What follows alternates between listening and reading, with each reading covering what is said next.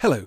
For the 170th episode of the Airs for Architecture podcast, Stefano Boeri, architect, urban planner, professor of urban planning at Milan Polytechnic, president of the Future of the City Foundation, and former editor of Domus, among other things, joined me to speak about his life and practice. Perhaps best known for their pioneering work integrating vegetation into urban architecture, most famously in the Bosco Verticale in Milan, Stefano Boeri Architects have become a leading voice in European and more recently global architecture through research, writing, planning and design that considers nature and the future of cities. As I hear it, running through Stefano's work is a deep interest in the notion of plurality, networks and coalescence. It's a transcendental vision, in the final analysis, one which seeks to elevate architecture, to make it important, beyond the image, and few contemporary architects have captured the zeitgeist as well as Stefano Boeri Architects, his knowledge, sensitivity and optimism, that through and with architecture we can make good change happen.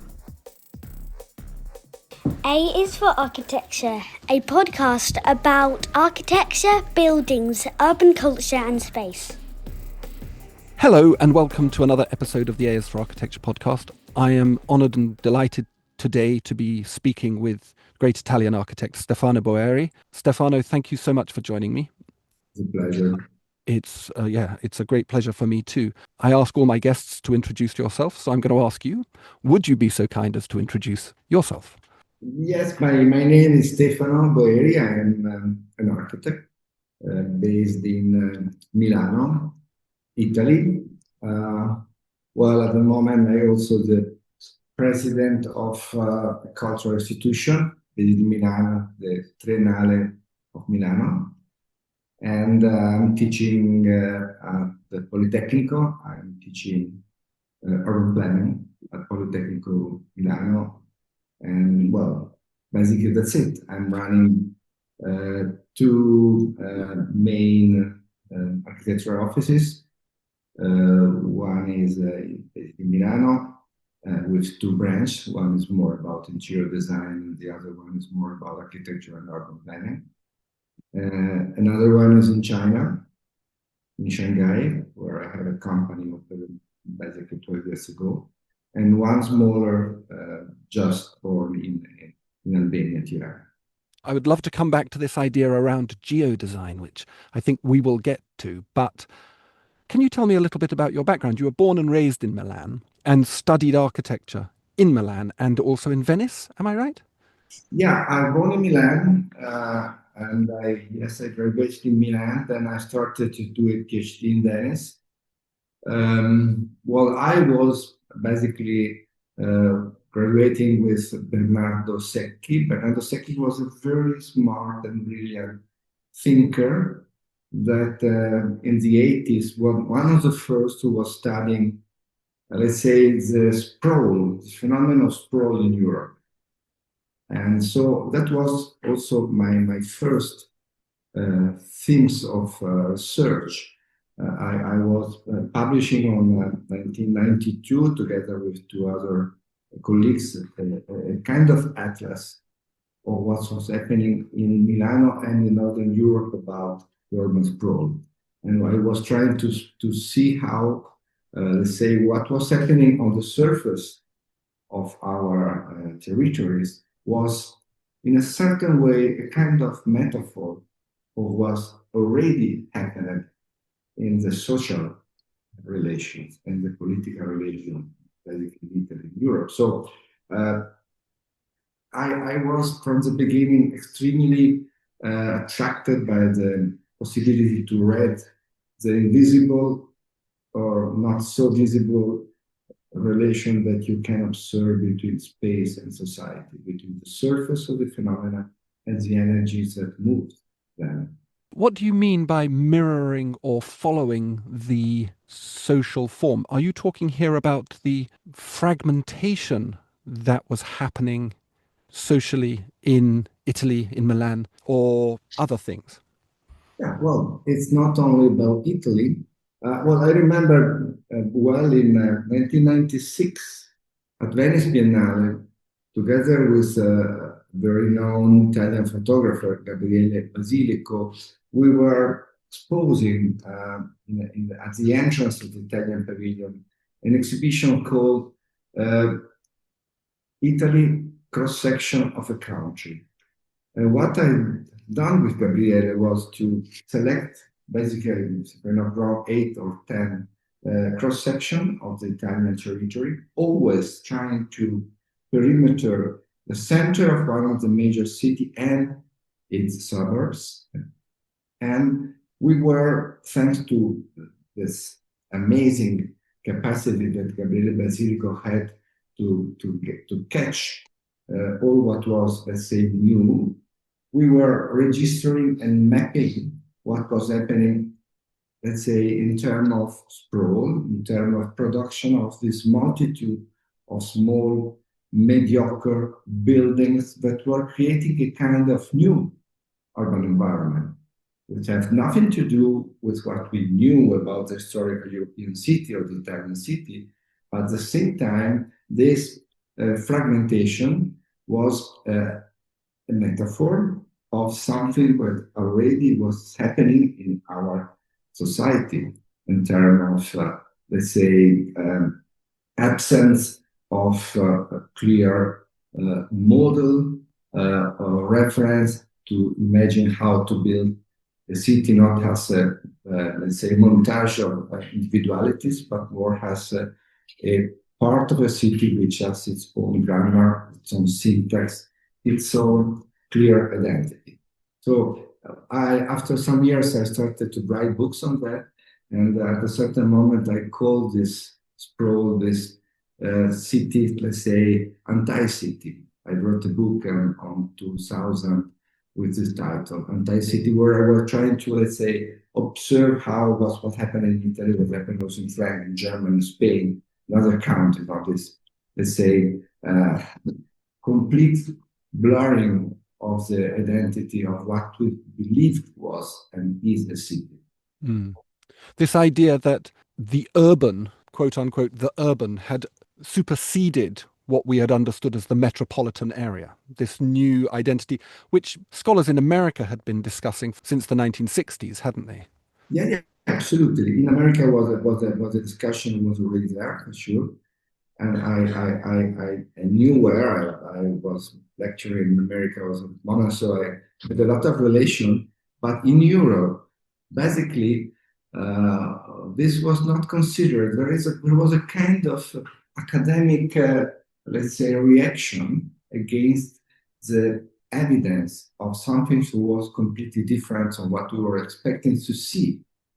And I remember well when I was a student, let's say in the 80s, 75, 80, there was nobody talking about what's happening around us. So all the attention was historical center, basic component of European traditional city, and no attention to what's really happening around us. So I think that, just to go back to Bernardo, he was not alone in that. There was other European research and things that were working on that direction, but was so important to start to say, well, please, our city is not simply the one that we have read in the books of history. There is something of different, of sometimes intriguing, from another point of view, something that could create quite several concern about also what's happening. But we have to describe it, we have to map it. And also when in 1990, or started to do the book, then on 2000, with Uncertain State of Europe, USE, who was a research that we were producing with a multiplicity group of researchers we founded in 1992. Was a group of researchers who was composed by architect, urban planner, geographer, photographer, video maker, and so on. And the idea was, let's say, to work on this, let's say, as we were saying, complex and not completable, visible relation between space and societies. We were part of the, let's say, the research that Coalescence was producing for Bordeaux, and we were exposing USE in Bordeaux in 2000, and then we have exposed the same research, who was a kind of composition of different biopsies that we are doing in different European cities, more or less with the same methodology that we used with Gabriele Basilico with cross-section of Italy, and was quite interested to start to compare Belgrade with Paris, with Lisbon, with Milano, with Palermo, and was let's say super interesting to do that. Did you find commonalities? The umbrella was mutation. Mutation was this huge, very complex and extremely interesting for me concept of an exhibition that Remo was promoting in 2000. Did you find commonalities, thematic and spatial commonalities between these different cities, or were they still inflected by a kind of, I suppose, indigenous or native character? Yeah, I think so. So what we were observing was, from a certain point of view, for sure, the evidence of many, let's say, differences. So it was clear that Oslo is different from Palermo, and Belgrade is different from Porto, no, in Portugal. But what we have seriously understood during this comparison, that was there is something in the European cities, the DNA of European city, that is still there. Just to sum up, one element is the fact that every European city is based on let's say, on a process of superimposition. Is always a palimpsest, more than a sequence of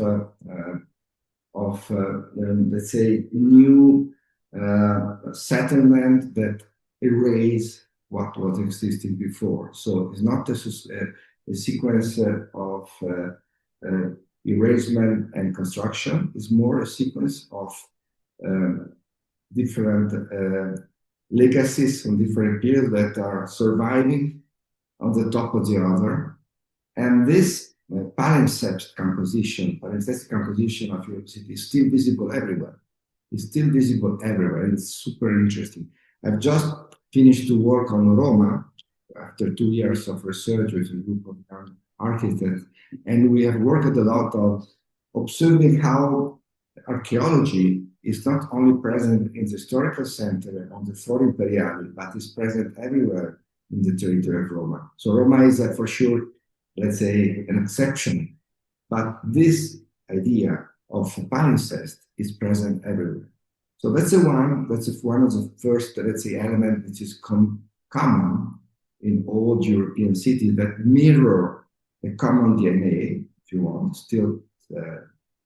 But there are some other elements which are quite interesting. One is the capacity that European city has had and still have to export and import some, let's say, urban model, some urban kind of settlement. So I think this is also related with the period of the colony, how European was colonizing other part of the planet, but at the same time, that was not only about exporting, was also about importing. So just give you, I understand a stupid example, but the bazaar has become part of the European city, or some of the European cities. It was a phenomenon of reciprocity between exporting and importing, a certain idea of relation between public space and commerce and marketing. So this kind of reciprocity was another very important issue that we observed basically everywhere. And then many other things also related to the power, but I prefer not to limit to these two. Yeah. Yeah. And what's the idea in your work and in this study and in this mapping to simply describe things, or was there an intention to arrest this, to stop this sprawl? Because I feel like, a lot of that kind of postmodern thinking around people like Gordon Cullen and Kevin Lynch and Colin Rowan, people like that, there was a sense that the European city, or the city, was dying, was disappearing, and that we needed as architects to intervene in that space to try and stop this form of ambivalent sprawl. Well, no. André Corbeau, who was a Swiss historian and was talking a lot about this nature of European cities as a palimpsest. And honestly, I believe that what you're saying is important, because basically in the first part of my life as an architect and researcher, what I have done is to produce atlases of urban condition or urban geographies.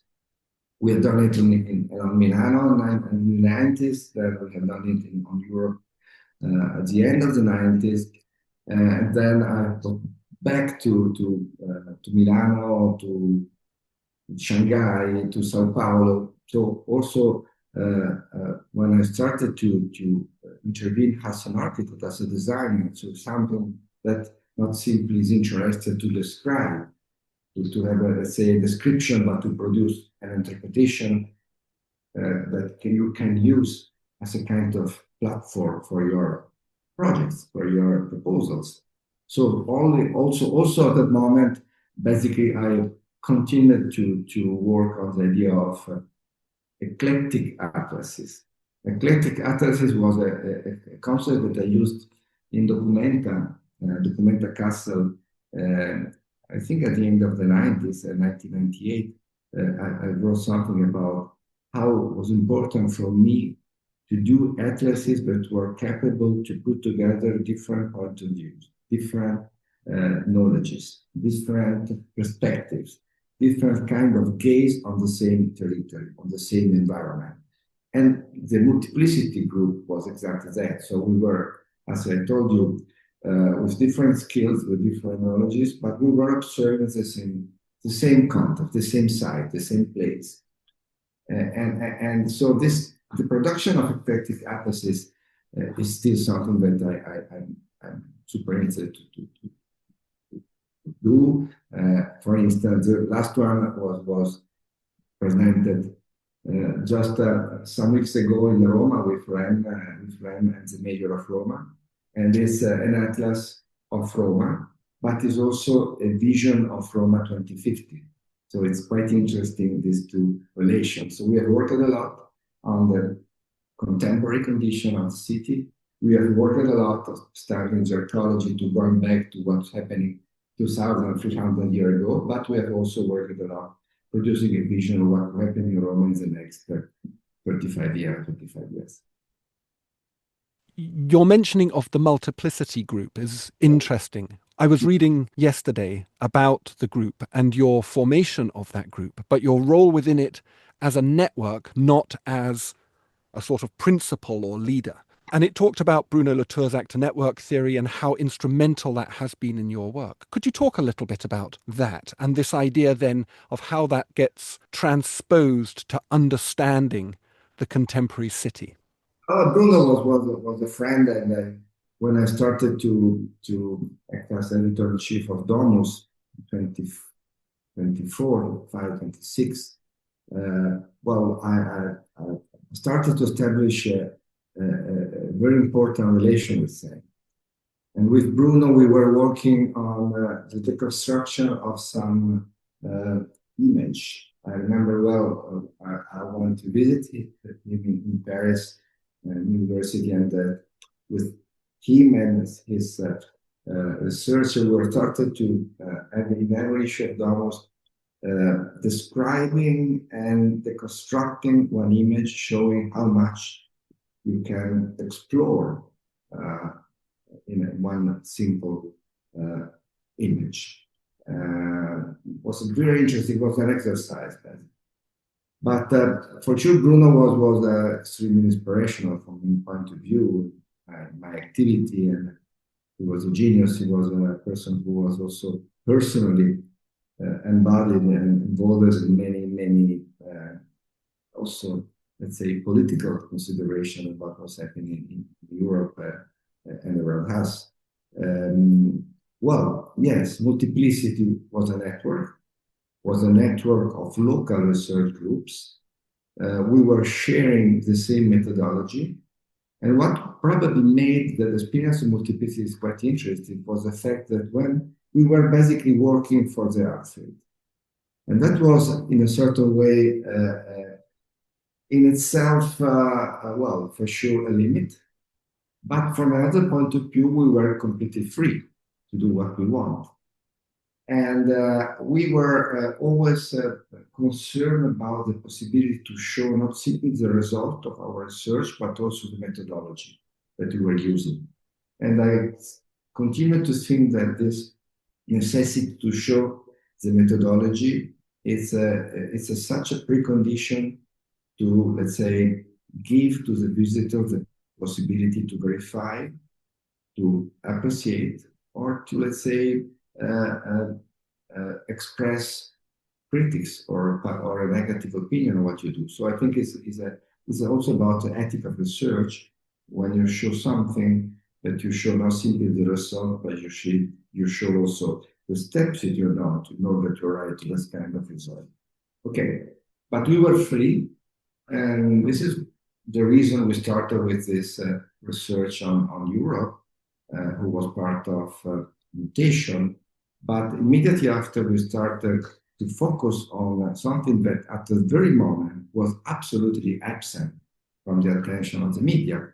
So it was the fact that we started to have thousands of people who were dying in the Mediterranean Sea, between Sicily and Libya, between Sicily and Tunisia.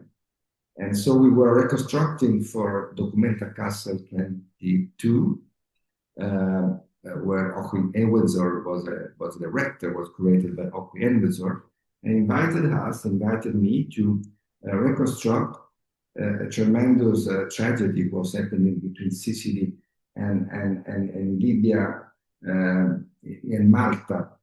The Christmas night of 1996, where a small boat with 350 young refugees escaping from Sri Lanka died because the boat was drowning, and was a tragedy who was hidden, was completely cancelled by the media for 5 years.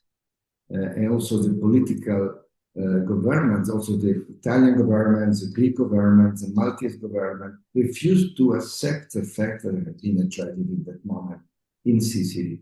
And only thanks to a fisherman who found the bones of the victim 100 meters below, and thanks to the fact that found also an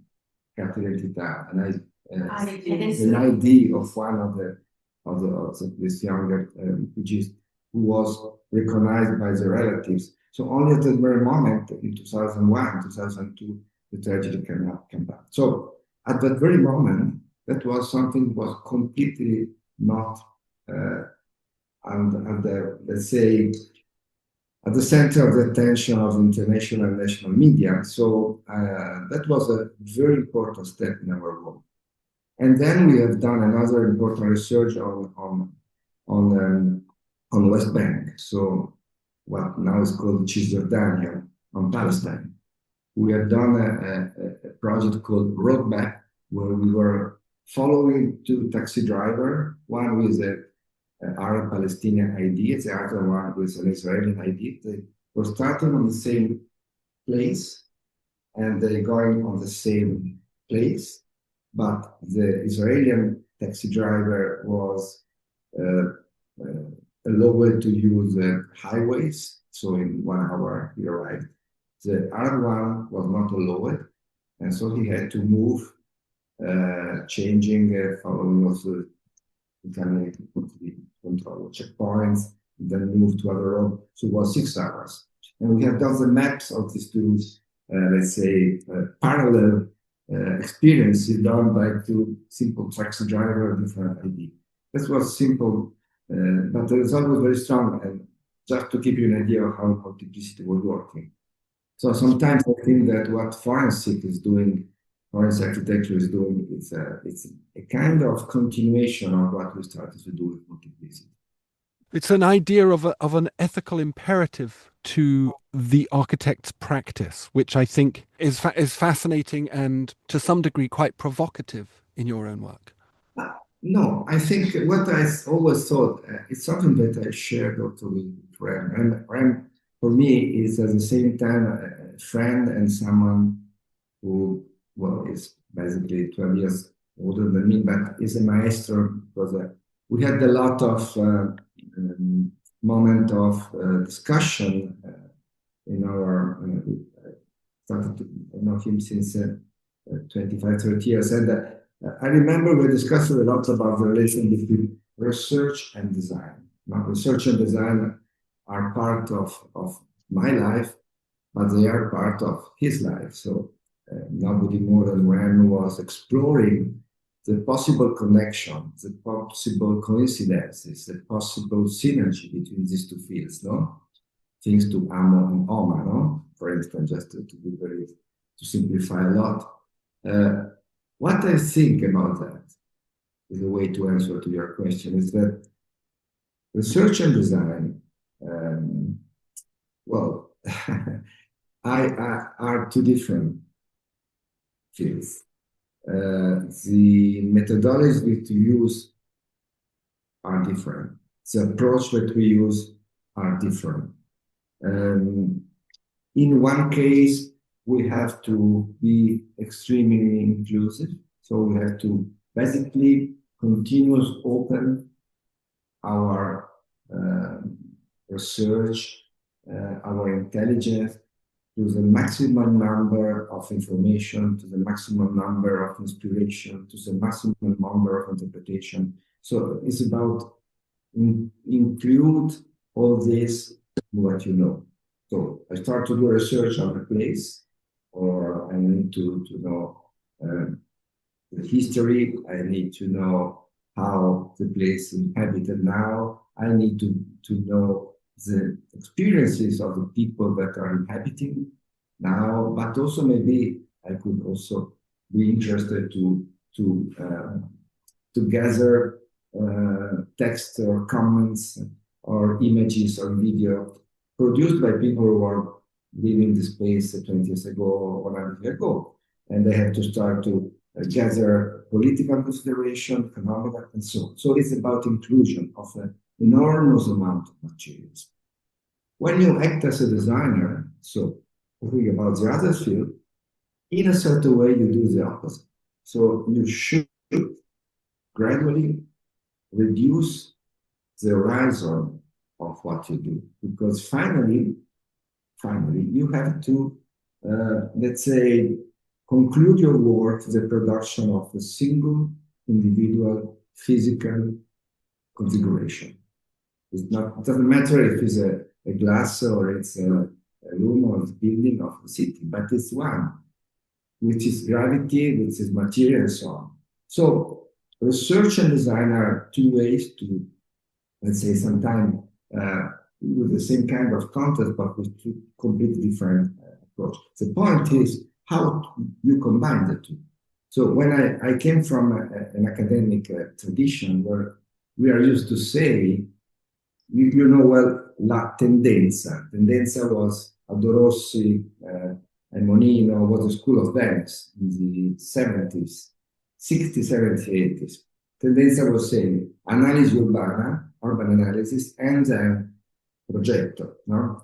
Before you observe, before you do research on morphology and typology of a place, connection and so on, Aldo Rossi wrote a book on that. Architettura della città was very important and was the content of my research, PhD research, the book of Aldo Rossi. And then only when you have done an analysis, you can start to do projects. You can start to enter in the second step, which is more about producing vision and then making this vision more and more pragmatic, and finally making this pragmatic vision capable to land in the territory with a certain gravity, so of project. But at the same time, I met in the same period people like like the Smithson or like Van Eyck or like De Carlo, the think tank group, who was basically trying to tell the opposite. So you don't need to know everything before starting design, because sometimes design is a way to understand what's happening. You can test, you can provocate the context with your project. So I remember well, I was in between these two, and finally my stupid consideration is that these two dimensions should be part of what you do everywhere, always and everywhere. So a good architect is someone who is capable to keep these two methodologies, these two approaches, in a kind of simultaneous way. So you don't need to put one before the other, no. You don't need to put the one on the pedestal and the other at a different level. You should consider how much these two dimensions of our work should be present together, although they are so different, although they are so conflictual. And this explains why, in my opinion, the best architects are capable to host a kind of schizophrenic approach to the world in itself. So schizophrenia is, I think, is only explicable from the country. Yeah, for sure. I understand that.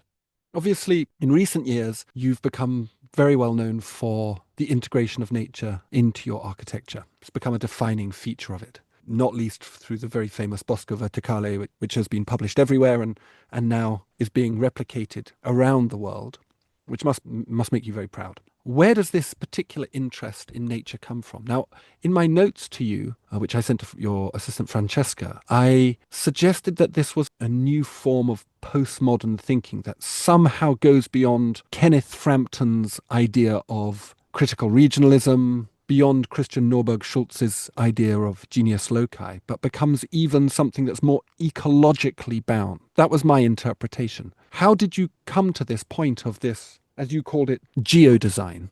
Where does it come from in your own thinking? And I guess, how does it relate back to this earlier ideas around networks and deep research? Well, it's a very important question. Well, let me try to answer. From a certain point of view, I think that this attention for trees, for plants, or the possibility to combine architecture with living matter was something that I was unconsciously developing. I was a kid, so I use this term green obsession, where what is important is the second part. I think that an architect should not be simply schizophrenic, but we should also respect, conserve, and recognize the obsession that inhabits us. And sometimes these obsessions are invisible, sometimes they come up. Obsessions are different from passions. Passions are always, let's say, expression of energies. Obsessions, they are working sometimes very, let's say, deep, profound part of your soul, of your intelligence. They are normally related with unconscious, but they come up suddenly. And for me, it was the same. So at a certain moment, I went back to my memories as a kid, and my love for trees, my love for, not simply for forest, but for trees as individuals. I always, since I was a kid, I was being always attracted by the singularity of every plant, because everyone has its own identity, its own life trajectory, evolution, intelligence, and that makes trees so similar to us. And that's what always something that was very important. And then there are some biographical component of this that is now not useful to quote, but also I was inspired by novels, by videos, by other very important artists that in the 60s, the 70s were working with the same obsession for trees. Now there are many of them. One is Franz Undertwasser, but also John F. Boyce in a way was doing the same. And for me, this figure were, well, these heroes were so important for my mission. But well, at a certain moment, I started to work a lot on this possible combination. Let's say between natural elements and artificial life, and well, I experimented one or two or three not so successful way to put these two spheres together, and honestly, I think that the Bosco Verticale in Milano was for me the first way, the first moment. I was aware to do something where this cohabitation became interesting, became not simply a joke or let's say a kind of superficial attempt, but became something that was potentially capable to open a new family of buildings, a new family of architectures. And honestly, I think that this happened in a way. I'm not totally convinced that in itself the Bosco Verticale is a masterpiece from an architectural point of view, but I'm starting to be quite sure that there will be, let's say, a possibility to do a periodization where the Bosco Verticale act as a kind of punto di scambio, change, moment of change between something that was happening before and something that started to happen after the Bosco Verticale.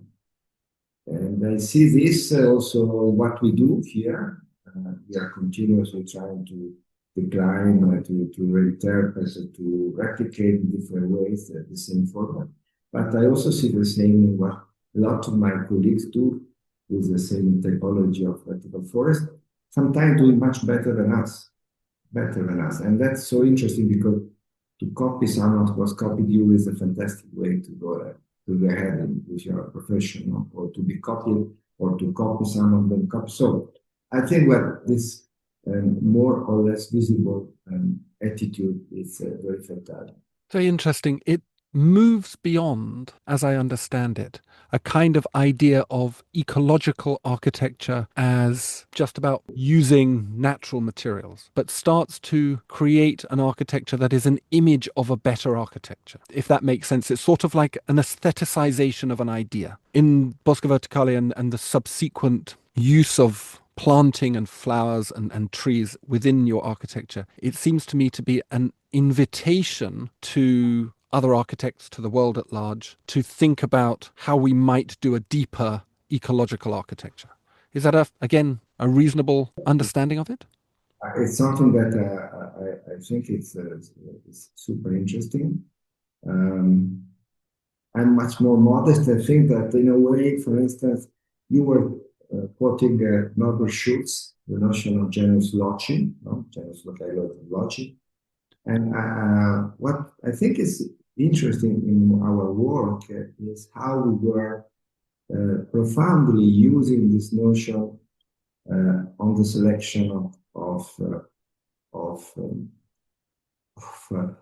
plants. So every time we start to design a vertical forest, we start with a very serious description of the climate condition. We map climate condition of the place. Then the second step, and this is still about research and design, we start to have an idea, a kind of hologram of the project, but at the same time, we try to explore and to describe the climate condition all year long. And then we start to do a selection of plants, because we have to select the plants that are more the autochthon plants also, although this notion of top plants is something that now became very ambiguous and very dangerous, but we can talk about it later. So we observe the place, we observe the climate condition, and we start to have an idea of the project. Then we start to select the plants, no, the species of plants more adaptable to that climate condition, but at the same time, we start to see how the morphology of the building should and could be declining in order to have places, pots, balconies, lodges that can host this selection of plants and another one. So for every trees, for every brush, we create a space. And this space should respect the expectancy of life of that species. It needs a certain verticality, and so it needs to extend the branch for a certain dimension. So we treat plants as humans in a way, as tenants of the building. And from that point of view, I go back to the fantastic theory by Umbertwasser, who was really talking about how to give to the trees the same nobility of tenants that normally humans have.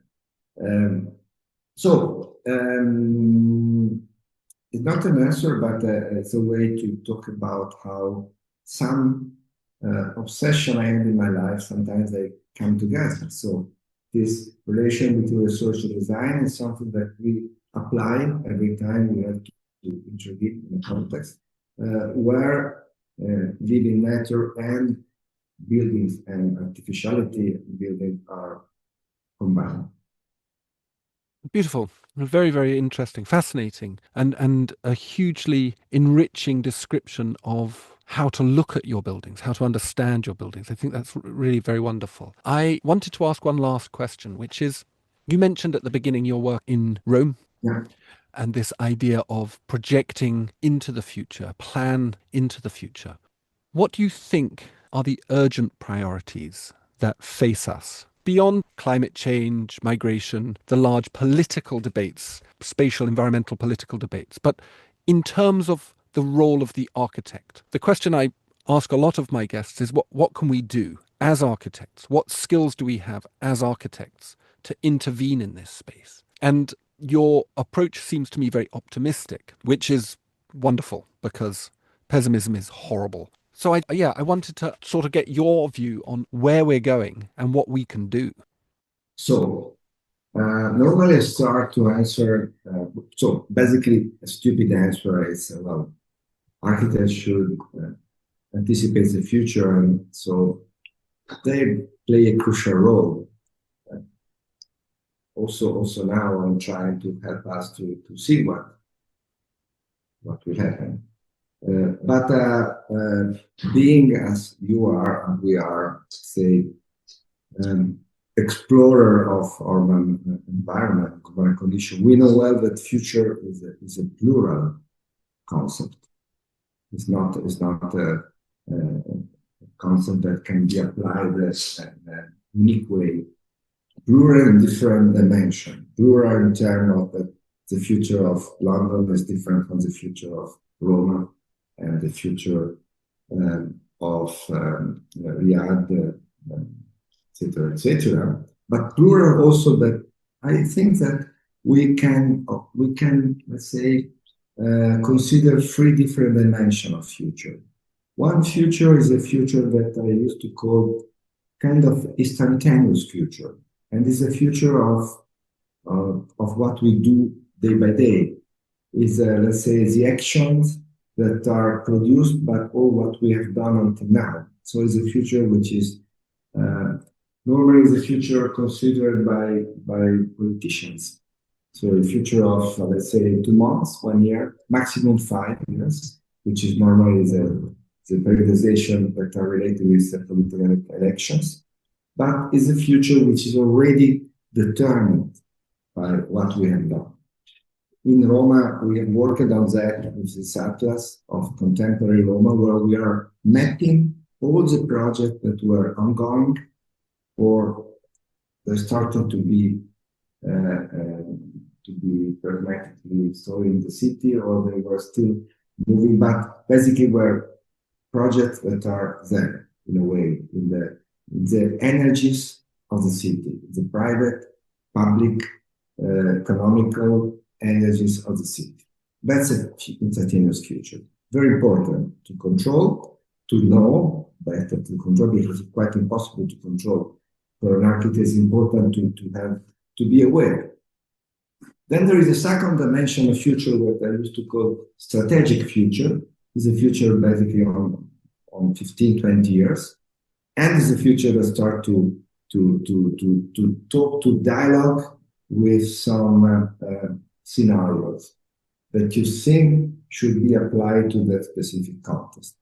And now you start to consider some variables. Some, let's say, we are talking about migration or climate change or AI, just the three.